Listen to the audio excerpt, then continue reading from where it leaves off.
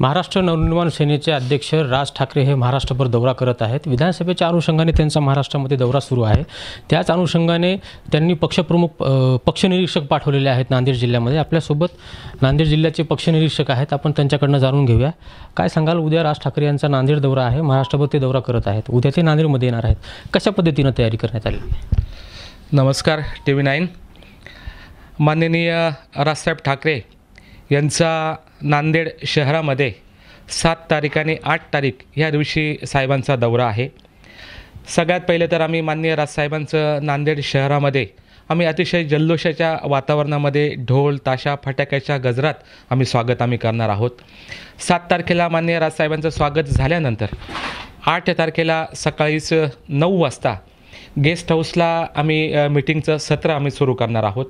मग सकाळीच 9 वाजल्यापासून ज्या काही नांदेड शहर आणि ग्रामीण 9 विधानसभा आहे, त्या 9 विधानसभेच्या अनुषंगाने आम्ही एक एक करून अशा 9 विधानसभेच्या आम्ही इच्छुकांच्या आम्ही मीटिंग्स आम्ही घेणार आहोत। त्या मीटिंग्समध्ये जेणेकरून आमचे स्थानिक जे काही आमचे पदाधिकारी असतील, स्थानिक आमचे कार्यकर्ते असतील, त्या कार्यकर्त्यांसोबतसुद्धा माननीय राजसाहेब बोलणार आहे आणि जेणेकरून इच्छुक उमेदवार आणि महाराष्ट्र नवनिर्माण सेनेचे पदाधिकारी यांच्याशी चर्चा करणार आहेत।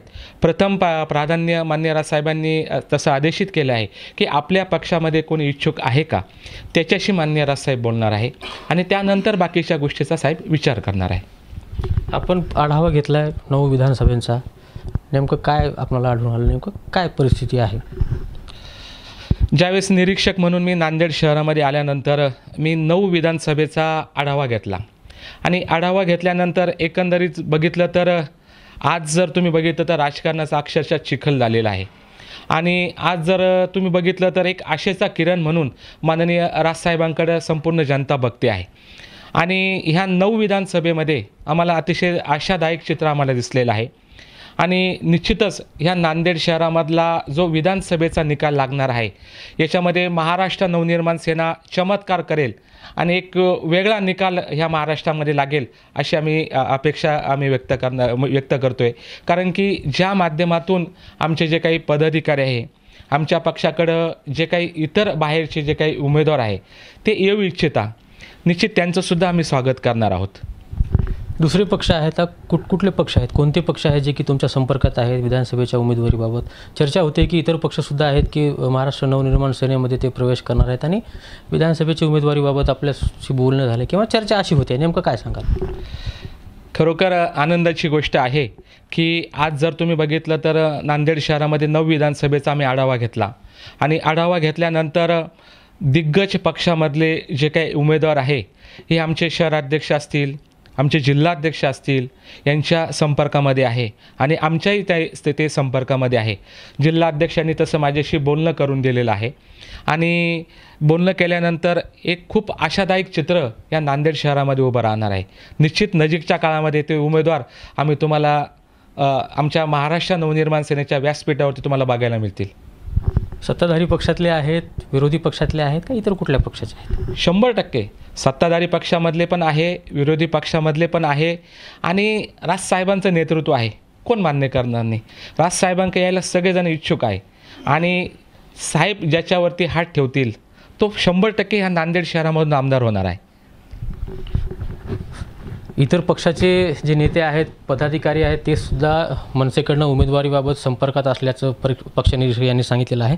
आपल्यासोबत मनसेचे जिल्हाध्यक्ष आहेत, नांदेड जिल्हाध्यक्ष राज ठाकरे साहेब दुसऱ्यांदा नांदेडमध्ये येत आहेत, काय उत्साह आहे कार्यकर्त्यामध्ये, कशा पद्धतीनं तयारी करण्यात आलेली आहे? राजसाहेब दुसऱ्यांदा येत नाही आहे, साहेबाचे भरपूर दौरे झालेले आहेत। या निवडणुकाच्या अनुषंगाने साहेबाचा पूर्ण राज्याचा दौरा आहे।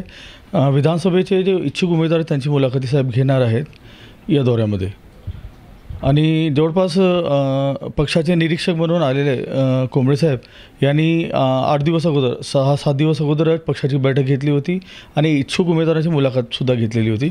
अनेक पक्षाचे इच्छुक उमेदवार त्या पक्षामधला दुसरा ऑप्शन असो की पहिला ऑप्शन, लोक हे महाराष्ट्र नवनिर्माण सेनेकडे एक इमोशनली बघत आहेत जरासा, की कारण या विधानसभेवर लक्ष देणे म्हणून गरजेचं आहे की साहेबांना हा महाराष्ट्र पूर्ण जगामध्ये एक थोडंसं वेगळा दिसेल इतकं सुंदर तयार करायचं आहे, हा साहेबाचं स्वप्न आहे। आपण जिल्हाध्यक्ष आहात, नेमकं नांदेडमध्ये किती जागेवर आपला दावा असणार आहे किंवा मागणी असणार आहे अध्यक्षांकडे? आम्ही 909 पूर्ण विधानसभेची तयारी केलेली आहे. त्या 909 विधानसभेला पूर्ण इच्छुक उमेदवारांची यादी प्रत्येक विधानसभेला 2, 3, 5 असे त्याची जी व्हॅल्यू आहे, त्याची जी तुलना आहे, पूर्ण पक्ष आणि कोर कमिटी बसून त्याचा निर्णय घेईल आणि साहेब आदेश देतील त्या हिशोबाने आम्ही काम करायला तयार आहे. आपल्याही नावाची एकीकडे चर्चा होते, आपण मागणी करणार आहात उमेदवारी? मी पण इच्छुक उमेदवार आहे. ते पूर्ण निर्णय पण साहेबच घेतील. आम्ही पक्षाचे जुने कार्यकर्ते साहेबांनी सांगितले की अगोदर आपला पक्षाच्या कार्यकर्त्या पदाधिकाऱ्यांना प्राधान्य दिले जाईल, नंतर दुसरे आलेले त्यांचा विचार केला जाईल. दुसरे, आपण जिल्हाध्यक्ष आहात, कोण संपर्कात आहे? नांदेड जिल्ह्याचे कुठकुठले नेते किंवा कुठले पक्ष आपल्या संपर्कात आहेत? त्यांचे नाव सांगून, त्यांच्या पक्षाचं नाव सांगून ही गोपनीय गोष्ट असतात. हे पक्षासमोर आम्ही मांडलेली आहे. ते ऐन वेळेवरच ते निर्णय घेता येईल आणि सांगता येईल. तो कोणाचं पण नुकसान नको आहे आपण करायला. मनसे अध्यक्ष राज ठाकरे हे महाराष्ट्र दौरा करत आहेत. ते 2 दिवसानंतर 8 तारखेला नांदेडमध्ये येणार आहेत. त्यामुळे आता नांदेडमध्ये जी महाराष्ट्र नवनिर्माण सेना आहे ती ॲक्टिव्ह झालेली आहे.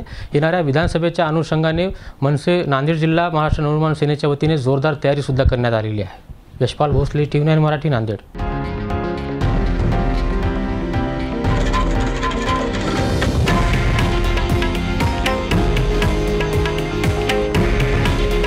हे आहे देशातील नंबर 1 न्यूज नेटवर्क आणि आपण पाहत आहात TV9 मराठी.